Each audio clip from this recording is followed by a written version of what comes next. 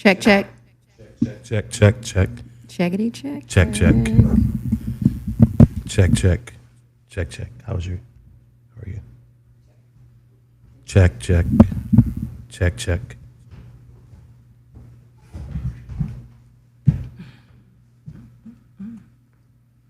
Nikki, you want to try? Check. This is me.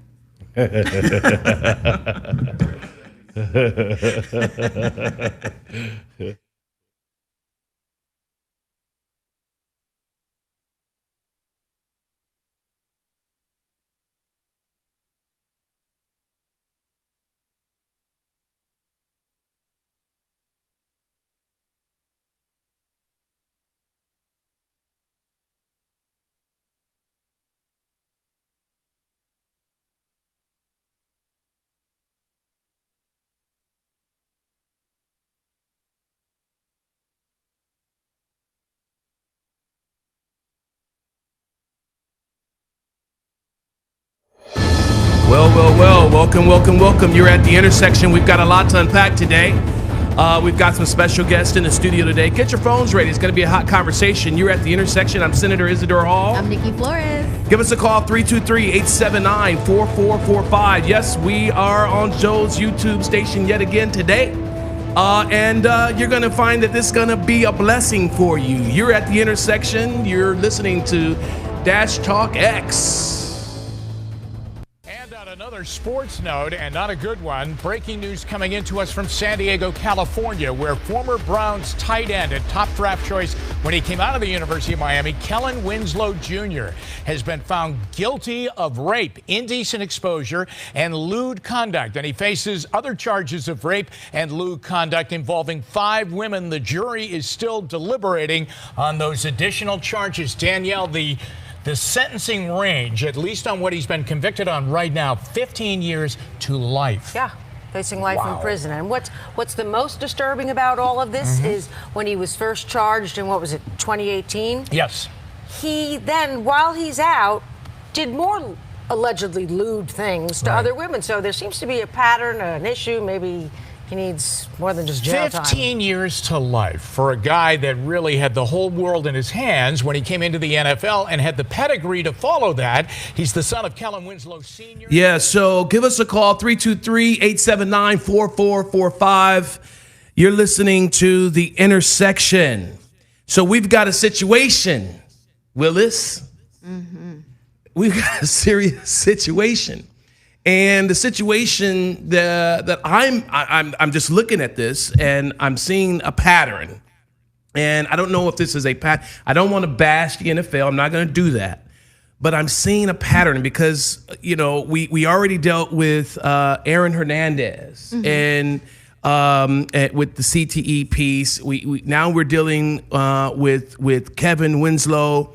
And then there's some others that we're going to be talking about later. The question is, do we have an issue with mental health in the NFL that's not being addressed? That's the question. We've got a caller on the line. I haven't even set up the marker yet, but let's hear what you have to say. Hey, you're on the intersection. What's your name? Where you calling from? Zach Duke, Dayton, Ohio. Hey, what's up, Zach? How you doing? What's your comment or your question? I'm a little late to the show. Tell me what's going on. Oh, we just started. You're going to have to hang up, listen a little bit, and call us back because we just get into it. I got a question for Zoe. Zoe's not here today. I'm sorry. All right. So here's. Thank you for calling. Call us back. Listen. Call us back. I'm sure you'll have a question for us in just a second. So is this an issue that is being unaddressed? Where there's mental health issues, perhaps, we are seeing this, but we're not addressing this. And then unaddressed is playing out in the home, is playing out in society, is playing out in the community, and ultimately leading to the demise of some of these players. Is it the fault of Winslow that he has a problem? Is it the fault of him? Is it the fault of Tony Tony Joyner that he has a problem, is the fault of Aaron Hernandez that he has a problem, particularly because these are mental health issues. Yes, he raped a 77-year-old woman, well, allegedly. Well, he was actually convicted of it. No, he was convicted. So, She wasn't 77. I think she was 59. It doesn't really matter. These were elderly women. It was multiple women and of all ages that he was attacking. But I haven't heard anything about this being a mental health issue. If he's just a sick person, that's one thing. And if he also plays football and there's other people who also abuse women, I don't see there's a correlation there. He's a specific type of person, clearly.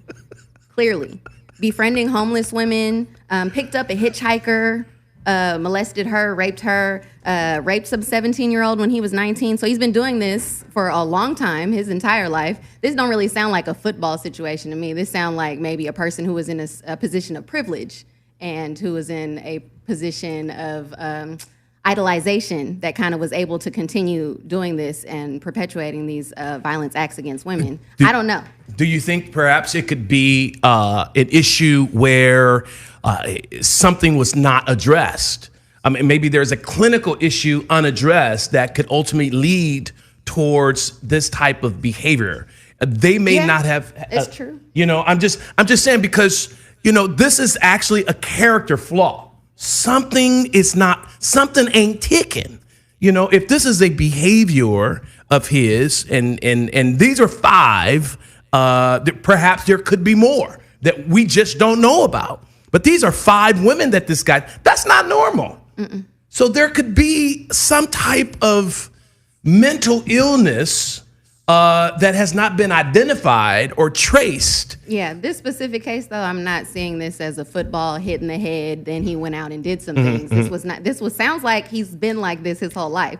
So if we're talking about if there were signs, it sounds like we need to be hollering at Kellen Winslow Sr. if he's seen any signs in his child when he was younger. I mean, he was raping women at 19. So this isn't something that he just became recently after playing football. I mean, unless we're talking about he was playing Pop Warner and got a CTE then when he was 5. Right. And this is you know what I mean? But I think we need to be careful making those kinds of correlations, those kind of jumps. Yeah, I'm sorry if for we're talking that. about Aaron Hernandez, and we know that he had CTE and we saw his behavior afterwards, we might be able to, make some closer correlations in that regard. Right.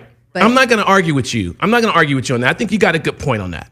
I think you're right. I think, and I'm not bringing a correlation there. What I'm just saying is that there's still some type of, there's something in the milk ain't clean is what I'm saying here. And it seems to me, it's ironic that all of these NFL players are going down for rape or for murder or for beating the girlfriend in the elevator, drop kicking somebody, it's all this drama, and I'm trying to figure out what is causing this. It's not steroids, because they're not taking steroids, right? Because I don't know. But I mean, I think part of it is definitely a part of the culture. It's the same thing that we see in relation to relationships between law enforcement and the community. You know what I mean? Like, it's a part of the culture where there's like a certain disconnect. So I think that it's kind of fostered in it being a violent sport, it being like something that, they're modern day warriors. They're out there doing crazy stuff. They're putting their bodies on the line. And I think that kind of, testosterone, machismo, that creates a type of environment where the others are frail, small women. You know what I mean? It becomes the type of thing. So I think that violence against women is kind of part of the culture, not like they're talking about it and let's do it, but it becomes like a groupthink type of thing that can be passed on when they spend all their time with each other, when they just... I don't know what you're saying. I'm saying it can be a part of the culture that there's a groupthink mentality that comes with sports. I don't know if you know about that, but there is one of those, and football is one of the biggest sports that has big. that. I mean, just boom. It's culturally related, is what I'm saying. It's part of the cultural, which doesn't necessarily have to mean that it's a mental illness in people who are doing it and perpetuating it and who are swept up in it. I'm saying that is definitely an issue. Now, because they are getting their heads hit all the time, the NFL it would behoove them to take more care of Right. these men and have more health care and, mental and brain specific, Right.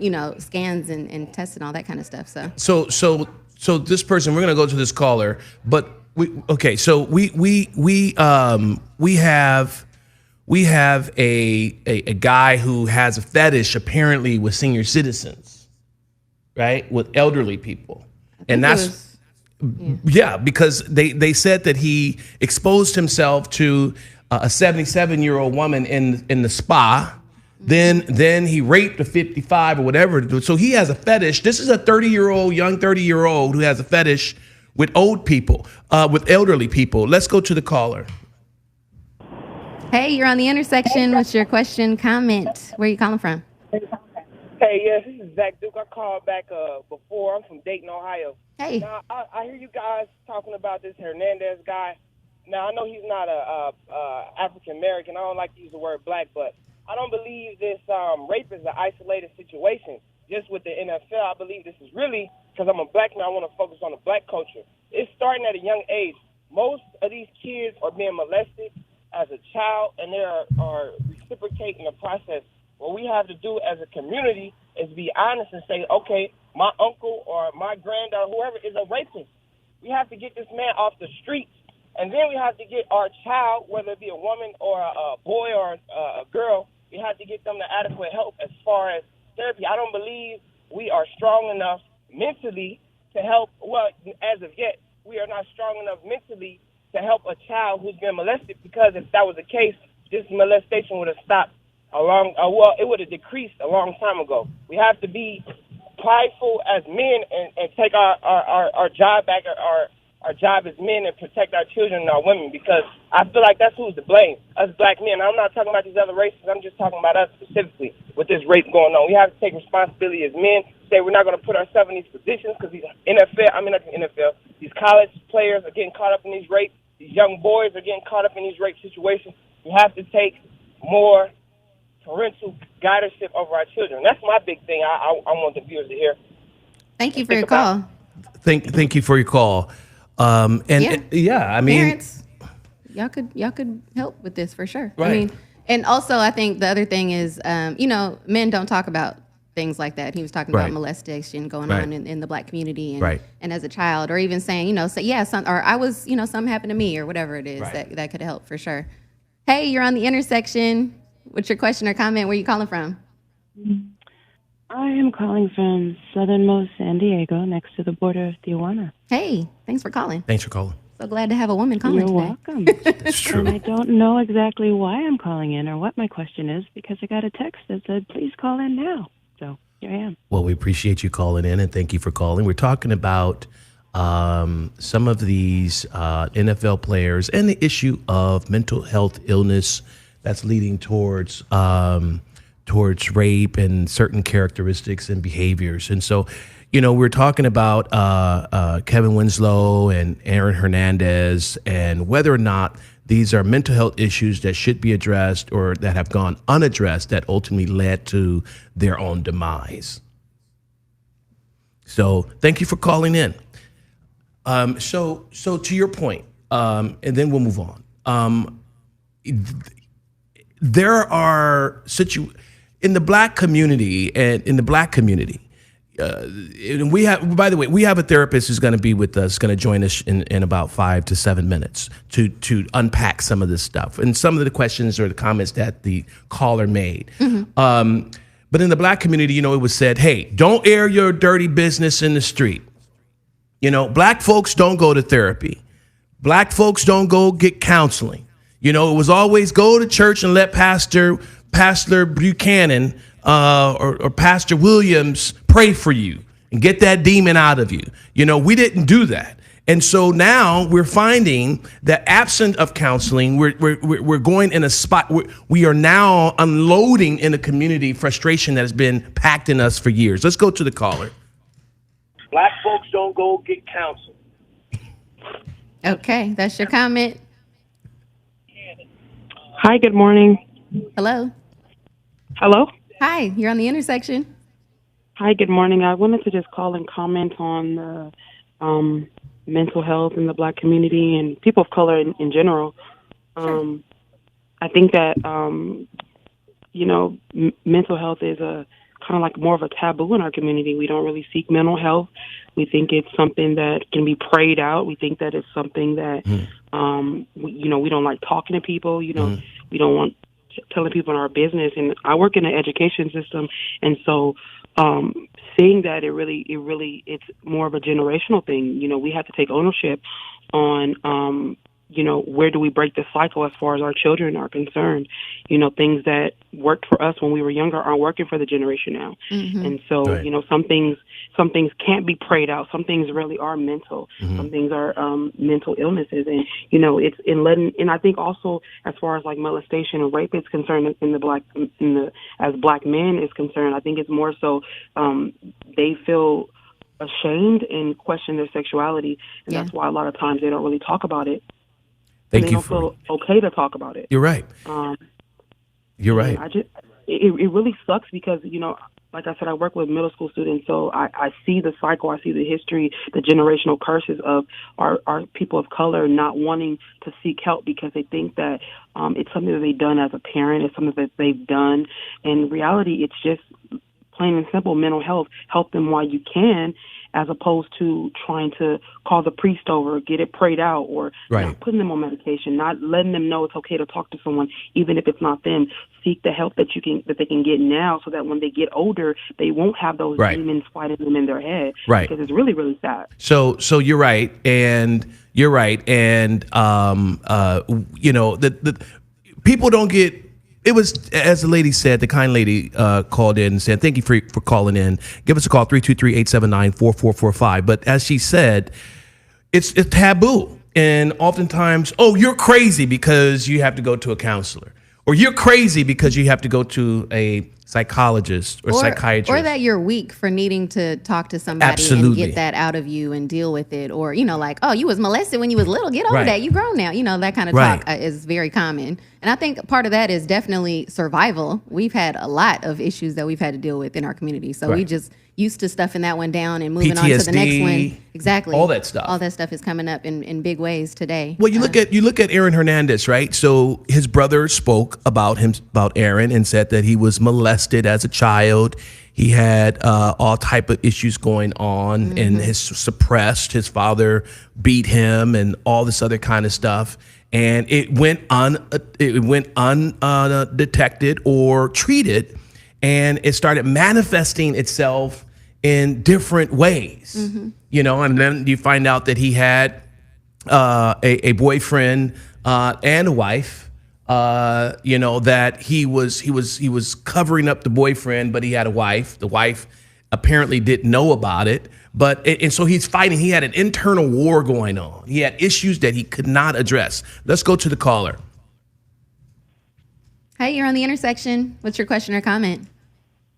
Yes, I just want to say that I believe that mental illness is a byproduct under the conditions that we ask people to live under. I've worked with girls and boys who's been raped, sexually assaulted, molested. My kids was from 10 to 18. So when you tell people that, especially women, that their vagina is a part of their identity, when somebody rapes them, then they've raped them of their identity. So if we continue to live in a society where we have people to place their identities in so many different ideologies, when those ideologies fall, then what you have is mental illness. So that's just something that I just wanted to throw out of there. If you change the conditions and you allow people to be okay with the I don't know, because when people get to the point where they're like, I don't know, that's usually when they start flipping out because they don't have control over things. So when you make I don't know an okay spot and you allow people to live without the mask or live without the facade and actually live without being strong, then you won't have as many mental illnesses that you have within society. So that's all I want to say. Thank you. Thank you. So to that point, the National Alliance of Mental Illness, and we're talking about mental illness for those who you have just turned in. You're at The Intersection on Dash Talk X. For those who are just turning in, I want you to listen to these stats. The National Alliance of Mental Health says an estimated 26% of homeless adults staying in shelters live with serious mental illnesses. Approximately 20% of state prisoners and 21% of local jail prisoners have a recent history of mental health condition. 70% of youth in juvenile justice systems have at least one mental health condition. At least 20% live with a serious mental illness. Only 41% of adults in the U.S. with a mental health condition receive mental health services. Among adults with a serious mental illness, 62 receive mental health services in the past year. Just over half of children with mental health condition age 8 to 15 receive mental health services. That's a problem. African Americans and Hispanics each use mental health services at about half the rate of Caucasians and Asians. That's the problem we're talking about. Half of all chronic mental health illnesses begin at 14 years old, 3/4 by age 25. Despite effective treatment, there are long delays, sometimes decades, before the first appearance of symptoms even occur. So that means you can be living for 30 years without a symptom occur. So we've got a caller. We're going to listen to this call, and then we're going to introduce our guests, and then we're going to dig deep and have some real conversations and hopefully heal some people. Yeah, we lost our caller. All right. So we have Dr. Jeanette Dier on with us. She's a marriage and family therapist counselor. We're happy to have her with her. She joined us about a year ago, and it's been about a year ago. And she was on, and we had a very robust conversation in the area of mental health. The reality is that we have so many people that are suffering with some type of mental health condition that's gone untreated, or some are just know that they have a mental health condition but refuse to get treatment, and as a result, their lives they will never live the fullness of their lives. We're going to go to a caller, then we'll hear from Dr. Jeanette Dier. Hello. Hey, you're on the intersection. Yes, I want to first thank the panel for having this conversation. Thank you. It is much needed, not only in the Black community, but in the country as a whole. Yes. You have to understand that our young, from the time they're in school, they are conditioned to follow the guidelines that will either force you to assimilate, or we go send you through the prison industrial complex. And even though those numbers say the percentages are pretty high on the mental illness, it is a conditioning that we as a planet suffer. I served in the military, and I've been to numerous countries where the darker your skin, the chances are you're closer to poverty. So I think one of the things we should do is focus on the voting process. That is how our oppressors have put us in this condition that we suffer. Mm-hmm. And part of the curriculum should be mental health, but should be introduced through legislation. I'll take your thoughts off the air. Thank you for having the conversation. Thank you for your service. I think he's right. I mean, it's something that has to be started in school. He was talking about a lot about the institutionalization of schools being the pipeline to prisons, and right. You know, that type of system. And those are definitely things that can have effects on children's mental health because they're being set up in a way. Right. But I don't think it necessarily causes all the mental health. You know, circumstances, situations, and a bunch of different things. And it's so it's as individual as homelessness. You know what I mean? It's like what triggered or what the reason that you have a mental illness. It's so varying and just as vast as the issue of homelessness. Totally. In fact, they're not mutually exclusive. For sure. Right? They're not mutually exclusive. You look at the people downtown LA, doctor, and half of them have some type of mental health illness, and they don't want to get a house because they have a mental health illness. Have you? That's true. True. So, doctor, what do you say about the calls that have come in? Some say that, it's you're born that way. Some say that there are really no triggers or people just acting out, period, and they're lying about their mental health. They're using it as an excuse for the behavior patterns that we're seeing.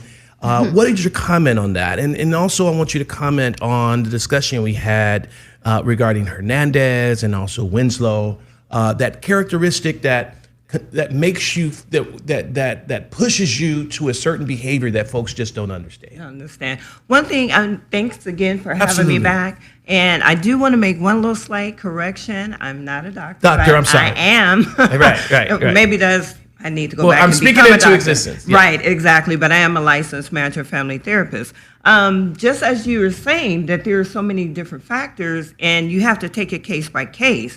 And when I think about Hernandez, just thinking about the multiple traumas and the questions that come to my mind, were any of them addressed when it first happened? Right. If he was molested as a young boy, was that addressed or was it swept under the rug? Because I know historically, not just in the Black community, but in other ethnicity, when things like that happen in the home, it's a lot of shame.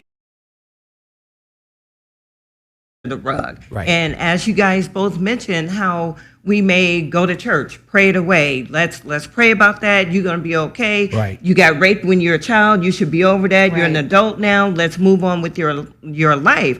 But the fact is, when you suffer a trauma changes the brain. Yeah. It changes the way that you think. It changes the way that you view your life. Right. And then you determine how the rest of your relationships will be handled, the way that you play out your life. And you can go and be a successful football player, doctor, lawyer, but still, that's still embedded in you. Right.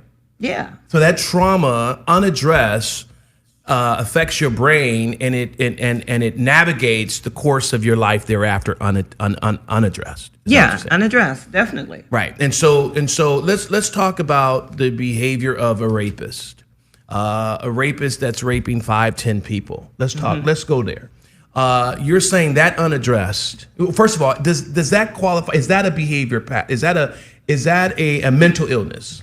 You know what? I mean, he's a serial rapist. Right. And For then sure, a but- sociopath, which is part of mental illness, and you would actually case by case have to determine why, when he raped the first person. Okay, why? Did anybody find out why? So again, unaddressed, and then you're continuing to do it, and then it's only stopped when you get caught, and now you're convicted. Then all of a sudden you look back at this pattern.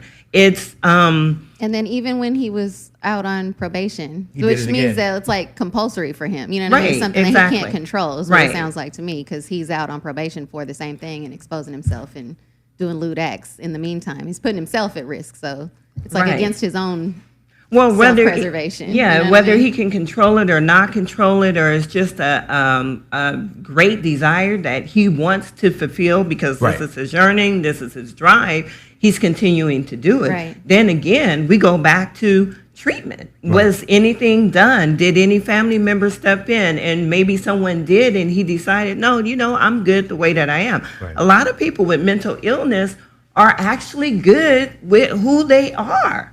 And it affects other people that interact with them, but they're happy with their life, just the way that it is. In that order, with that mental health condition. Yeah. We're gonna Well, take they don't have anything else to compare it to. Right. I mean, It's that's like how they've been, this is it. right? Yeah. Unless it becomes such a thing within there where that is, I hate being this way. I Right. don't want to be this way. And yeah. Right. Let's go to a caller. Hi, you're on the intersection. What's your question or comment? Where are you calling from? I am calling from Inglewood. Yay, welcome. What's up, Inglewood? Hey, what's going on? This is Eric. Hey, Eric.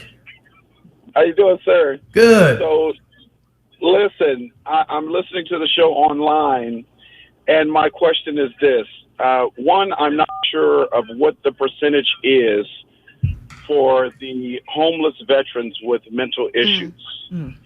But Majority. I know that a lot of them there are veterans and coming back from combat. So one, what can be done to help these guys? Because for me, I really don't believe there's a such thing as reacclimating us back to society after combat. And a lot of these guys are hurting their wives or children. Right. And then, the police want to put them in jail. Right. Well, they're already devastated from hurting someone that they love. Right. Right. So what can we do to help these gentlemen? Because a lot of them stay out on the street because they don't want to hurt their families. Right. Or they just need treatment and they need treatment. Yes. And they don't stay in the house because they don't know to stay in the house because they're mentally ill oftentimes. Eric, thanks for your call. We'll address that. Thank you. I appreciate your call. All right, thank you. We'll go to the next one. We'll address that when we come back. We'll take the next caller. Thanks for calling. You're at the intersection. Peace, y'all. This is Mario out of North Tulsa, Oklahoma. Hey, thanks for calling. Hey, I feel that for us to be speaking on these issues as far as any social maladaptations that we develop while being in such a system, one where rape is a culture within the United States, and it's a culture within the United States due to the history of the European. We got to acknowledge that, one, we are not within our own cultural dwellings, and any aspect of such a maladaptation coming from those who have such practices and phenomena established within their culture, we're going to be privy to that. In the aspect of the why, we say that people got a problem with their parents, or they may have been attacked themselves or something like that. But I think we need to look at, particularly us as Black people, those that we had prior to segregation, and then those that we developed after segregation. All right. Thanks for your thought. We'll go to the next caller. Hey, you're on the intersection. What's your question or comment? Where are you calling from? Oh, wow. I just got this text from you guys in the inbox. What are you guys talking about today? I'm sorry, I didn't even get to hear the topic. My bad. You guys answered too fast. It's okay. I'll tell you what we'll do. We're talking about mental health illnesses and treatment. I want you to stay tuned on the station for about 5 minutes and then give us a call back because we definitely want to hear your feedback. Is that okay? Oh, mental illness. Oh, yes. Perfect. I have a degree in psychology. Perfect. Oh, all right. We'd love to hear your comments. We'd love to hear it. All right. Stand by. Yeah. So okay. Go ahead. Well, I found the stat for the first one. It's 80% of homeless veterans suffer from some type of mental illness, which I was going to guess. It was like most of them. And I don't know, specifically for veterans, I feel like that is such a failure of the government. You know what I mean? It's something that just needs to be put in place. It's hard to lump them in with all of the other people who suffer from mental illness because they're supposed to be taken care of already. You know what I mean? War, PTSD, post-traumatic stress syndrome, all of that. They come home, they can't find a job. First of all, they're sick. Yeah. There's no treatment. They can't find a job. The wives or the parents that's taking them in can't identify the illness. Right. They're acting out. They're beating their wives. They're beating their husbands. They're beating their children. And now and if they're beating their wives or beating their husbands, the children are seeing this, and that could be the norm in the mind of the child. So as that child grows up in a house where his father was in the military, came back, beating the wife, that child now acts out the same, right? And it becomes generational. Yeah, it very well can be, especially when it comes to domestic violence. And a child being exposed to domestic violence, they themselves may end up being either victims or perpetrators, because sometimes they become victims, and it sometimes become a way of thinking. And oftentimes, you don't even know that you're affected by it. You think that you're okay, and you can have multiple children in a family, and you can clearly see, okay, this sibling was affected by it because now she's been victimized, and that one, he was affected by it because he's a perpetrator. Right. But then you may have another child in the family, it's like, oh, well, I escaped. But they end up having maladaptive relationships that may not consist of physical abuse, but it may be other forms of abuse, whether it's verbal or emotional or low self-esteem and all abuse those different is things. Abuse. Yes, it is, definitely. Yeah. Against men and women. Thank you for calling.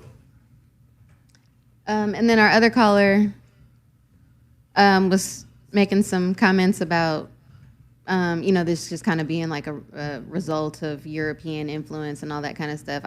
It would be nice and easy if we could package it up like that, but rape happens all over the world. It's not. It would be real nice to just be able to be like, that's where we got it from. It's from the United States of America, But unfortunately, that's not that simple. It's not that simple. If you have been a victim of domestic violence, if you have a story you'd like to share to help one of our listeners.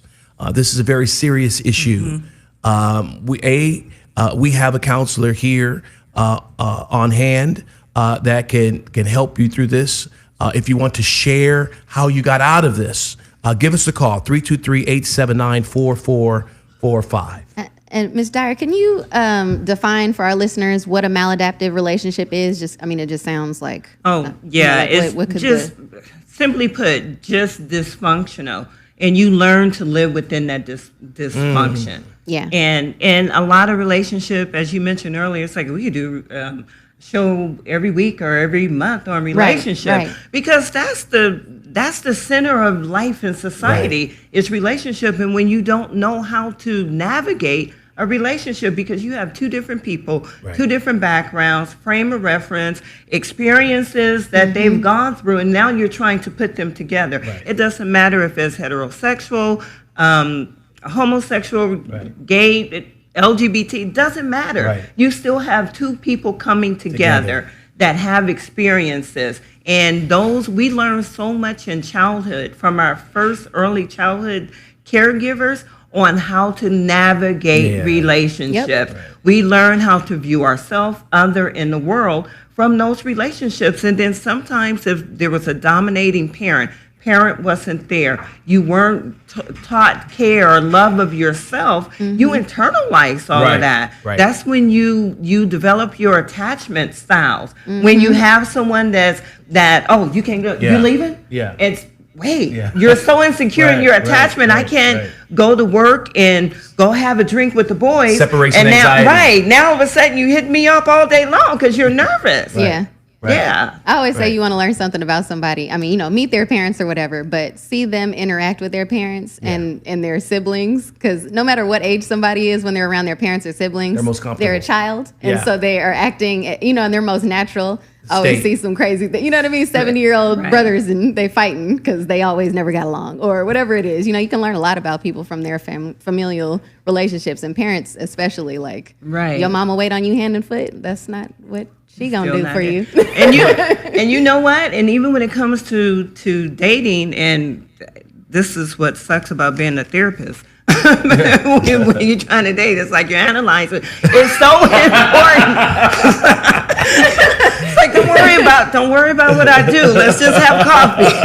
We'll talk about that later. But one thing that's so important, you want to find out a person's history between the ages of 1 to 10. You want to know what their life was like, and you get them to talk about what their life was like, because those are such critical developmental years. So whether or not you were abandoned, whether or not you were abused, whether or not it was domestic violence in your home, all these things count, because it's kind of really shape a person. No father in the house and feeling neglected as a result. We're going to go to a caller. Thanks for calling. You're at the intersection. Thanks for calling. You're on the intersection. Good morning.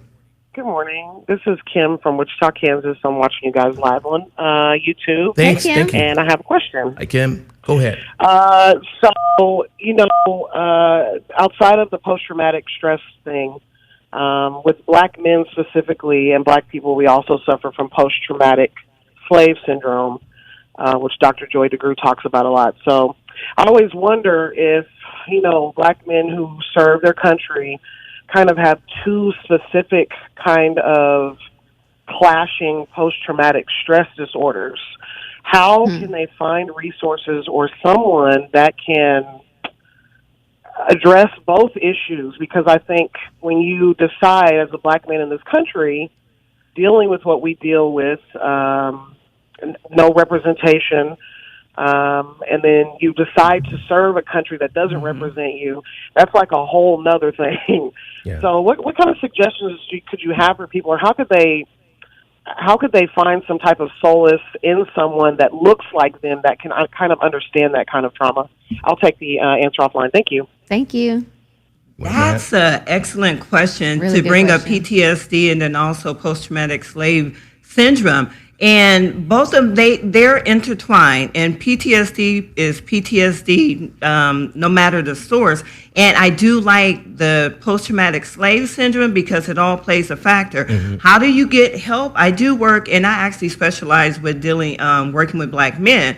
And you see this a lot. You want someone that is culturally competent, right, to actually deal with you, that's going to work with you and know your history, know your background, know that you're not bringing what your trauma from childhood. You're bringing epigenetics into play. What has been passed down in your genes, generation. Right, exactly. Something that you didn't even experience yourself, but that was given to you. Right, you were born with this, and it's not your fault. And which in some cases may not be understood by a particular type of counselor or service provider if they don't have that experience internalized themselves. Exactly, and that's why you have to find someone that's culturally competent. And luckily for us, we have the Association of Black Psychologists, which I'm a member of, and I mean, we're all qualified. Yeah, and so it's Association of Black Psychologists. Yes. Yeah. And so you can go there and get assistance. Also, the National Mental Health Association, 844-549-4266. I think the other thing is to just start. Even if you start and it's the wrong service to start with, you can figure that out and move on to the next one. You know what I mean? Just getting out there and getting the ball rolling. Okay, I don't know where I can find a culturally, educated person to help me, but I'm gonna start here until maybe they can recommend me somebody, or you know what I mean, like just getting the ball rolling and starting and not waiting until you find the perfect person, because it might not work like that. Right. So is guilt or shame associated in this? Because some people know that they have a problem, but they feel guilty, and then they feel shame, right? And so I don't want people to know that I'm sick. And as a result of that, they're harboring that. Yes. Right. And then the situation gets worse and worse and worse. And the message is, honestly, it's not your fault. Yeah. And I'm talking to everybody that's listening, right? It's not your fault. You have kids sick. Parents don't want their children to be diagnosed because they feel like they've done something wrong or they passed it on. That's true. Right? You have adults that don't want to be diagnosed because they don't want their friends and their family or their loved ones to feel like, hey, I'm losing my loved ones here because I'm ill. There's so many because they feel guilty or shamed. But let me tell you something. A sickness untreated will only get worse. Right. And it will act itself out in ways that you would never believe. And you wonder why you have people shooting up schools and shooting up buses and shooting up buildings and committing murders and things like that. And I believe that Aaron Hernandez's issue, there was some serious trauma. If you read his story, this guy was traumatized. I think he was definitely somebody who had been abused, who became a perpetrator in the end, unfortunately. Absolutely. And he was conflicted as an individual. Yeah. Right. He didn't even know who he was. He wanted to be a cheerleader. His dad said, I'll be damned you be a cheerleader. Did you read that? Yeah. I read that. He wanted to be a cheerleader. His dad's like, he beat the hell out of him. He beat the hell out of him and said, you ain't going to be no cheerleader. You're going to be an NFL player. And then he went to the NFL, and look what happened. Right. Yeah. Suppressing who he was. Yeah. And that's a problem. And that's real. And so people say, oh, yeah, and the black community has a real way of doing that, too, by the way. We decide what our children are going to be, what career you're going to be in, what you're going to do, what you're not going to do. You're altering their personalities when you do that. You're altering you got to decide that being happy and healthy is more important than whatever specific plan that you have for your child. Right. Right. And they have to find their own, they have to do what's healthy and good and healthy for them. Right. Specifically. Specifically. And especially when it comes to sexuality and then was the social norm for that gender. Right. That's crazy, especially in the black community, because sometimes we just don't embrace anything different, especially in the church community. Right. It's always, that's what we was doing when I was little. So it's gonna work for you. And the church is the biggest hypocrite on that. In fact, we had a clip where we're talking about because they just celebrated Pride all across the country, and there was a white guy, conservative white guy. He put this flag on the back of his pickup truck in the Deep South, and the Confederate flag? No, an American flag, the rainbow flag. Jesus Christ! I know what flag. The rainbow flag, and he got all this flack, but then he was on CNN. This is when I saw it. He was crying because it's like, in our community, we don't support this, we don't do this, but people need to live the life they live, right? And leave them alone. And in the churches right now I think they are the biggest hypocrites, some of these churches, because they are not willing to allow their people, their parishioners, to be who they are in their churches. And who's the pastor to blame? I mean, to judge. Who is he to judge? Because most of the pastors are doing their own crazy thing anyway. Let's go to the next caller. Hey, you're on the intersection. Where you calling from? What's your name? I'm calling from Pasadena, California. My name is Renee. Hi, Renee. Thanks for calling. What's your question or comment? Oh, wait, hold on, because I'm watching you live. Let me turn it down. Yeah, turn that down. Excellent. I am so thankful for this platform this morning. Praise all to God, because some of the topics that you guys are touching on are very, very, how can I say, sensitive with us as African Americans in this country. A lot of us are ashamed. Zoe, he was talking about how we're ashamed to admit that we have a problem and we don't want to go get help. Oh, we all got PTSD, honey.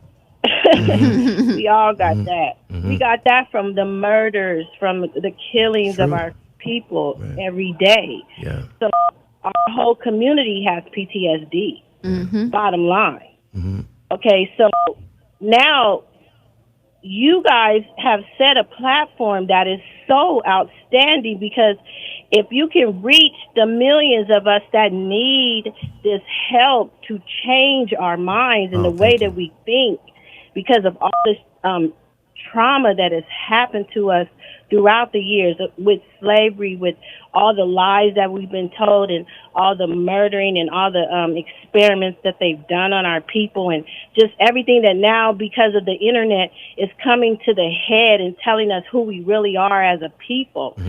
We need mental rehabilitation today. Yes, ma'am. I appreciate Thank you for calling. Thank you. That was very nice. Yes. We got another caller? Let's go to the next caller. Hey, you're on the intersection. What's your name? Where you calling from? Hey, what it do, y'all? It's Mars out in Dallas, man. I got to ask y'all a question in the aspect of mental stableness. Whose definition are we going by here? Because it really seems like y'all just want people to be mentally settled for acclimating into this anti-black society. What about those of us who's ready to end this shit and drop this mug? Now I'm talking about, are we considered mental illness because we tired of seeing our people being preyed upon, brainwashed, and parasited? We see y'all got mental illness the way that y'all try to fit yourself the way up in this piece after year, and we don't see our humanity being acknowledged the way it's supposed to.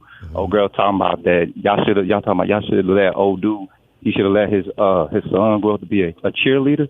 Can y'all acknowledge that the United States got a problem with black masculinity? They got a problem with black babies, but yet y'all go along with abortion and all that? It's like, come on, that's a mental illness in and of itself. Okay. That's what's up. Thank you. We're definitely not talking about his version, I guess, of mental illness, because his was varied and wild and all over the place. And we haven't even been talking about assimilating into anybody's culture or nothing about that. We haven't been talking about being Uncle Tom's or whatever you was alluding to. We ain't talking about none of that. We're talking about people being unstable. Yeah. That's not an instability. What you're talking about is being unhappy with the condition of a country, and you are welcome to that and open to that. And we all have those kinds of feelings. That's not mental illness. And we support you in that, and that's not mental illness. We're not even talking about that. Yeah, you're on the wrong topic. We're talking about two different things. Yeah. Right. Yeah. We got another? So let's Jesus Christ. And I'm out. Because see, this is the deal. Because as the lady said before, this kind gentleman called, we have people with real issues that are calling, that are listening, that are being healed, that are getting some type of support because of this. And then we have individuals who want to call in with their own angle because they themselves perhaps don't want to get treatment. Or not the kind of treatment that we're talking about. You understand what I'm saying? This is a serious issue, and so I was. But this will happen in the community. You'll say, "I want to get help," and somebody will say, "What you trying to get help for?" Somebody will shame you.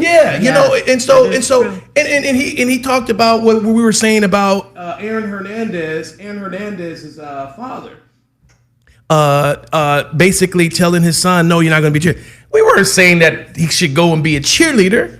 We were saying that his father suppressed his son's desire to do something else. If it wasn't a cheerleader, perhaps it could have been a tennis player, or perhaps it could have been something else. The fact of the matter is that the father did not address the desires of his son, and those desires were suppressed. Desires suppressed, personalities suppressed, leads to an outbreak and an outcry in another area. Am I correct? Right. It's going to come out some kind of way. And I don't want to confuse the individuals, because he was the same one that had the boyfriend and the wife, right? Right. So he suppressed his whole identity. And whether it's in the Black community or white, Asian community, it's still sometimes a problem when your child want to be, their sexuality isn't heterosexual.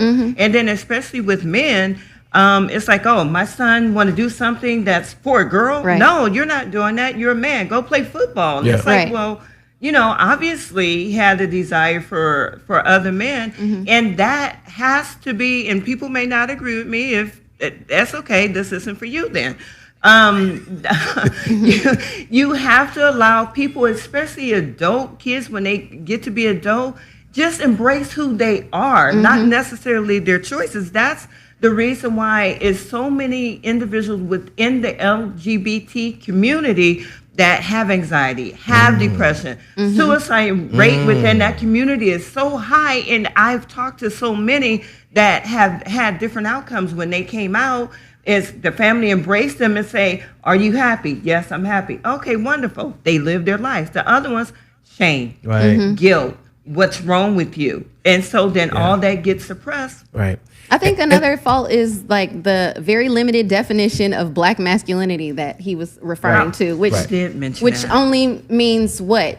Warriors and you know what I mean? Like, what does it really mean? Like, how do you define that? Only doing men things. Like, it just seems really limited. And Black men are more than that. They're more than violence and just doing, you know what I mean? And palling around and standing on the corner or whatever. Well, that's a Black word. masculinity, he thinks. That's a word. That's a word. That's a word they throw around to try to qualify who they think they are. Let's go to the next caller. Hey, you're on the intersection. Where are you calling from? Yeah, this is Richie Rich, Pasadena. You know what I'm saying? Stand up. You hear me? Yeah, we hear you. Okay, so I just want to commend y'all for what y'all doing. I think it's very positive. It's an excellent discussion that we need to have.